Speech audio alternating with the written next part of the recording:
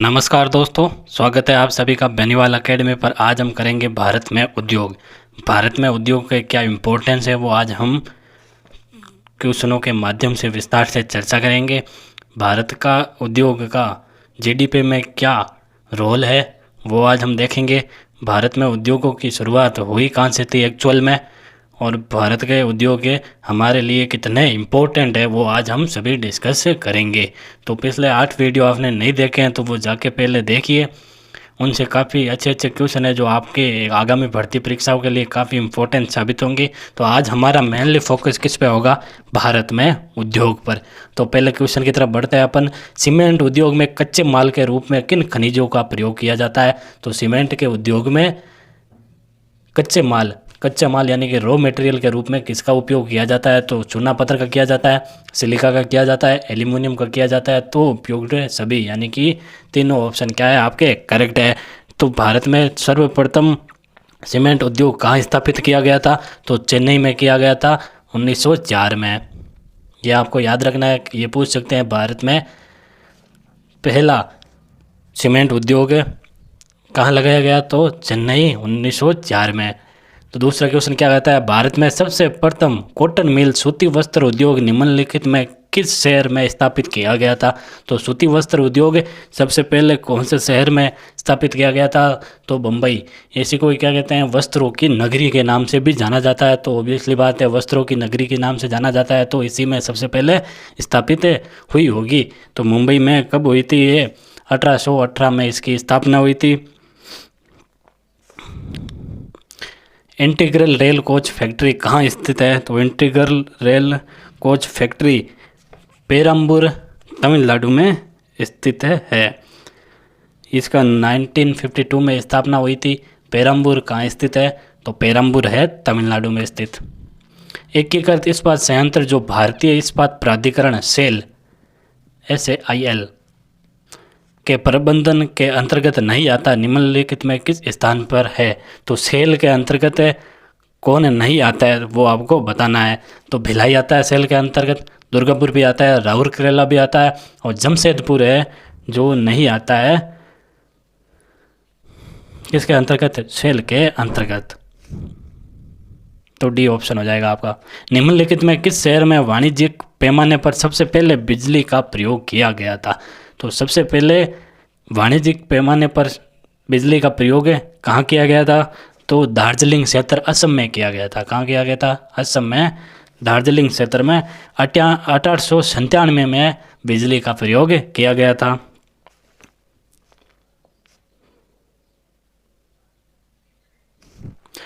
तो यह असम में नहीं है, दार्जिलिंग ये पश्चिम बंगाल में स्थित है। कहाँ है? पश्चिम बंगाल यानी कि वेस्ट बंगाल में।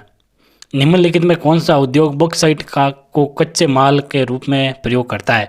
तो बॉक्साइट के कच्चे माल के रूप में प्रयोग करता है, उस उद्योग का नाम क्या है? तो एल्यूमिनियम मेटल है जो बॉक्साइट को कच्चे माल के रूप में प्रयोग करता है। भारत का सबसे पहला तट आधारित आधुनिक एकीकृत इस्पात संयंत्र कहाँ स्थित है? तो पहला तट आधारित आधुनिक एकीकृत यानी कि मॉडर्न इंटीग्रेशन इस्पात संयंत्र कहाँ स्थित है? तो मंगलुरु कर्नाटक में स्थित है। ये जापान की मदद से बना था, मंगलुरु में कर्नाटक। चीनी उद्योग के संबंध में नीचे दिए गए कथनों पर क्या करना है? आपको विचार करना है और सही कथन को चयन करना है। गन्ने की चीनी मिलों के तक ढुलाई में ज़्यादा समय लगने से इसके सुक्रोज की मात्रा घट जाती है। तो बिल्कुल सही है। यह फर्स्ट स्टेटमेंट क्या कहना चाहता है कि ज़्यादा दूरी करता है गन्ना तो उसमें से क्या होता है वो सूख जाता है, सूख जाने पर उसकी सुक्रोज की मात्रा क्या होती है? घट जाती है। बिल्कुल सही है। दक्षिणी और पश्चिमी राज्यों के गन्ने उत्तर भारत के गन्ने की अपेक्षा अधिक मात्राओं में सुक्रोज पाया जाता है। तो दक्षिण की बजाय पश्चिम के राज्यों में, दक्षिण पश्चिम के राज्यों में ये भारत है, यहाँ की बजाय उत्तर भारत के गन्ने में ज़्यादा क्या पाया जाता है? सुक्रोज पाया जाता है। तो बिल्कुल करेक्ट है ए एंड बी दोनों। निम्नलिखित में कौन सा लोहा इस्पात उद्योग जर्मनी की तकनीक सहयोग से लगाया गया था? अब आपको ऐसे लोहा तकनीक उद्योग का नाम बताना है जो जर्मनी के सहयोग से क्या लगाया गया था। तो ये राउरकेला था जो जर्मनी के सहयोग से लगाया गया था। राउरकेला कहाँ स्थित है? तो उड़ीसा में स्थित है Rourkela. Visvesvaraya iron and steel limited कहाँ स्थित है? तो Visvesvaraya iron and steel limited आपकी स्थित है भद्रावती में।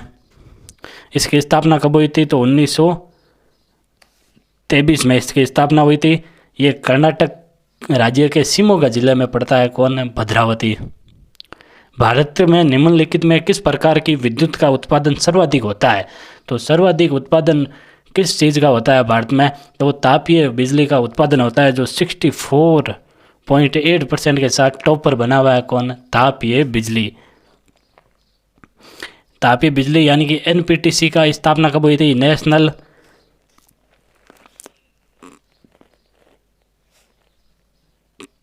तो ये एनपीटीसी नहीं होकर एनटीपीसी है ना, नेशनल थर्मल पावर कमीशन। तो क्या देखने आप राष्ट्रीय ताप विद्युत निगम। तो ये तापीय बिजली है जो 64.8% के साथ सबसे ज़्यादा उत्पादन होता है, उसका क्या होता है? तापीय बिजली का। भिलाई इस्पात संयंत्र का निर्माण किसके सहयोग से किया गया था? तो भिलाई का सोवियत संघ यानी वर्तमान रूस के सहयोग से किया गया था। भिलाई इस्पात संयंत्र का स्थापना की गई थी। तो भिलाई इस्पात संयंत्र कहाँ स्थित है वर्तमान में? तो यह है छत्तीसगढ़ में। भारत का पहला लोहा इस्पात उद्योग कहाँ स्थापित किया गया था? तो पहला उद्योग लोहा उद्योग कहाँ स्थापित किया गया था भारत का? तो ये जमशेदपुर में स्थापित किया गया था। इसको क्या जाना जाता है? वर्तमान में टिस्को के नाम से जाना जाता है। भारत के प्रमुख लोहा और इस्पात उद्योग किस पठार पर स्थापित है? तो ज़्यादातर उद्योग भारत के किस पठार पर स्थित है? तो ये छोटा नागपुर के पठार पर स्थित है, क्योंकि छोटा नागपुर पठार जो है ना, वो खनिजों की दृष्टि से बहुत ही महत्वपूर्ण स्थान रखता है भारत में। इसीलिए यहाँ पे सबसे ज़्यादा क्या बने हुए हैं? औद्योगिक संयंत्र लगे हुए हैं। राष्ट्रीय रासायनिक प्रयोगशाला NCL कहाँ स्थित है? तो NCL कहाँ स्थित है? तो NCL पुणे में स्थित है। इसकी स्थापना हुई थी 6 अप्रैल 1947 को। और इसको राष्ट्रीय संस्थान का दर्जा कब मिला था? तो 3 जनवरी 1950 को इसको क्या मिल गया था? राष्ट्रीय संस्थान का दर्जा प्राप्त हो गया था। सिंदरी झारखंड में उत्पादित उर्वरक का नाम है। तो सिंदरी ये जिला है जो झारखंड में पड़ता है, उसमें उत्पादित उर्वरक यानी कि वो क्या नाम है उसका, जो उर्वरक पैदा होती है वहाँ पे? तो यूरिया आती है। भारतीय वस्त्र उद्योगों इनमें से किसका प्रचुर मात्रा में प्रयोग किया जाता है? वस्त्र उद्योग में सबसे ज़्यादा किसका प्रयोग किया जाता है? तो ये अपने सूत का किया जाता है, सबसे ज़्यादा उपयोग किया जाता है। इनमें से भारत का प्रमुख जलयान निर्माण केंद्र कौन सा है? तो जलयान केंद्र सबसे प्रमुख कौन सा है यहाँ पे? तो कोचिन का है। कोचिन रिफाइनरी, क्या क्वेश्चन दिया हुआ है? कोचिन रिफाइनरी निम्नलिखित में किस क्षेत्र के अंतर्गत आती है? तो कोचिन रिफाइनरी संयुक्त क्षेत्र के अनुसार आती है। नारियल रेशा उद्योग कहाँ केंद्रित है? तो नारियल उद्योग केंद्र केरल में स्थित है। मध्य प्रदेश के नेपा नगर में स्थित है। इंपॉर्टेंट क्वेश्चन है। नेपा नगर किसके लिए प्रसिद्ध है? तो अखबार कागज का कारखाना है नेपा नगर में। इसकी स्थापना कब हुई थी? तो 25 जनवरी 1947 को इसकी क्या हुई थी? स्थापना हुई थी। ये प्रथम कागज फैक्ट्री थी नेपा नगर में। भिलाई, दुर्गापुर और राउरकेला में लोहे और इस्पात के उद्योग निम्नलिखित में किस पंचवर्षीय योजना के दौरान स्थापित किए गए थे? तो ये द्वितीय पंचवर्षीय योजना जो 1951 से 1956 तक पहली प्रथम वर्षीय योजना थी, जहाँ कृषि को बढ़ावा मिला था। 1956 से लेकर 1961 तक दूसरी पंचवर्षीय योजना थी, जिनमें भारी उद्योगों को क्या दिया गया था? बढ़ावा दिया गया था। प्रथम पंचवर्षीय योजना किससे संबंधित थी? कृषि उद्योग से संबंधित थी। दूसरी 1956 से 1961 तक थी, वो मेनली फोकस किस पे किया गया था? तो भारी उद्योगों पर फोकस किया गया था। निम्नलिखित में कौन सा राज्य शहतूत रेशम के कीट पालन में अग्रणी राज्य है? तो कर्नाटक राज्य है जो शहतूत रेशम के कीट पालन में अग्रणी राज्य है।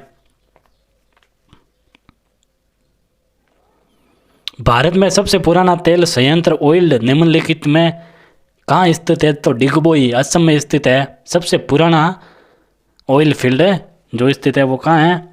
तो डिगबोई में है। तो इसकी स्थापना हुई थी 1866 में। पहली बार क्या निकाला गया था?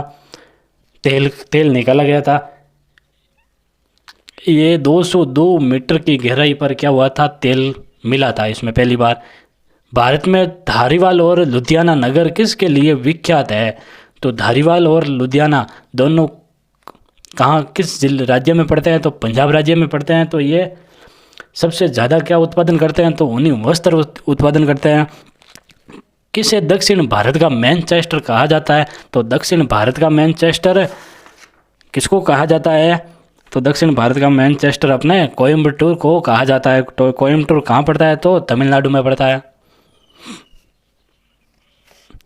तो और उत्तर भारत के मैनचेस्टर के रूप में कानपुर को जाना जाता है। भारतीय जूट उद्योग के लिए प्रमुख प्रतिद्वंदी कौन है? जूट उद्योग के लिए प्रमुख प्रतिद्वंदी के रूप में उभरा है वो कौन है? तो वो बांग्लादेश है। विकास क्षेत्र में अग्रणी उद्योगों तथा इलेक्ट्रॉनिक्स तथा जैव प्रौद्योगिकी को निम्नलिखित में क्या कहा जाता है? तो क्या कहा जाता है? तो सनराइज उद्योग कहा जाता है, यथा इलेक्ट्रॉनिक्स तथा जैव प्रौद्योगिकी को। भारत में इस्पात कारखानों का कौन सा समूह स्वतंत्रता के पश्चात बनाया गया था? यानी कि 1947 के बाद कारखानों का निर्माण हुआ था। उनमें कौन कौन से थे? एक तो भिलाई था, एक दुर्गापुर था, एक है राउरकेला था। निम्नलिखित में कथनों में कौन सा क्या है सत्य है आपका बताना? वो बोकारो और राउरकेला संयुक्त रूप से राउरकेला प्रदेश लो हैसियत प्राप्त करता है। तो राउरकेला और बोकारो है जो संयुक्त रूप से कहाँ से हैसियत प्राप्त करते हैं? तो राउरकेला प्रदेश से। स्लेम इस्पात संयंत्र तमिलनाडु में 1982 में प्रारंभ किया गया था। स्लेम कहाँ पड़ता है? तमिलनाडु में पड़ता है। वहाँ सबसे पहले उसकी स्थापना कब हुई थी? 1982 में हुई थी। तो ए एंड बी दोनों सत्य हैं। ये सेम आ गया क्वेश्चन। निम्नलिखित कथनों में कौन सा कथन है सत्य है? वो क्या है आपको बताना है। तो सत्य कथन की आपको क्या करना है?